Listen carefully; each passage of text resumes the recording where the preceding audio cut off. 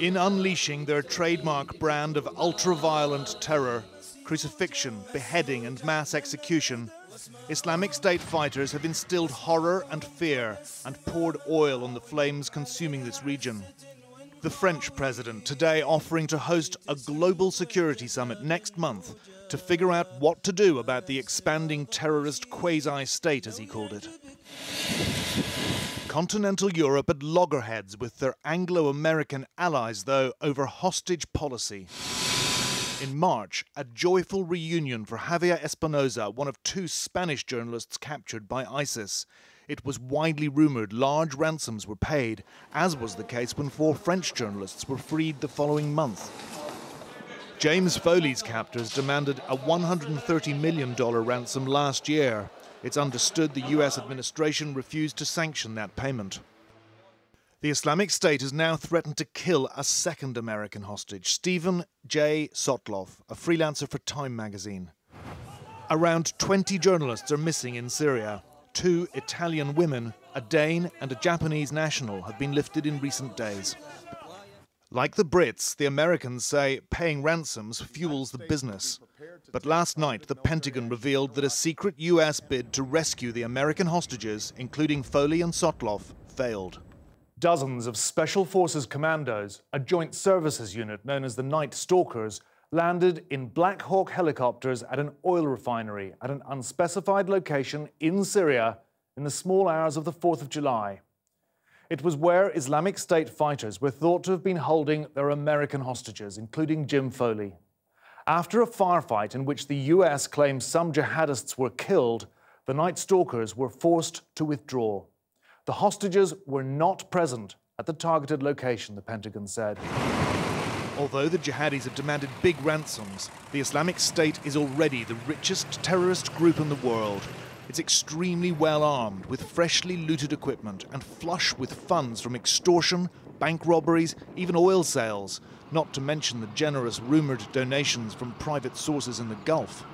These are clearly a very scary bunch. They're Al-Qaeda Mark II, basically, and they're far more dangerous and organised and effective than Al-Qaeda ever was. And of course now they have a base, a huge swathe of territory where they have their control, which Al-Qaeda never got anywhere near. Incubated in Iraq, the Islamic State fighters were battle-hardened in Syria, their springboard for their blitzkrieg in June. They declared the new caliphate, struck east into Iraqi Kurdistan, west into Lebanon and south towards Jordan and Saudi Arabia. They've got big plans. The situation on the ground is as fluid and uncertain as it is violent. US airstrikes have hammered militant positions at the strategic but fragile Mosul Dam, and Kurdish Peshmerga, with Iraqi forces, appear to have now beaten back the Black Flag insurgents after days of fighting. It leaves open the question, though, as to whether a fightback would ever be possible without US air power. Further south, in Saddam Hussein's former home city Tikrit, the battle's still raging. When IS swept through in June, they captured hundreds of Iraqi soldiers and carried out mass executions. Iraqi forces and Kurdish Peshmerga are now engaged there in a ground and air offensive against Islamic State fighters. Up the Euphrates River Valley and into Syria, the Islamic State has seized the oil-rich city of Deir az-Zor, which they call al-Baraka, from secular Syrian rebels. An uprising against IS there by 2 Sunni tribes was brutally crushed. More than 700 clansmen reportedly beheaded in retaliation. The Islamic State has meanwhile advanced on Syria's biggest city, Aleppo. Its fighters have now captured 13 surrounding towns and villages and are besieging the airport.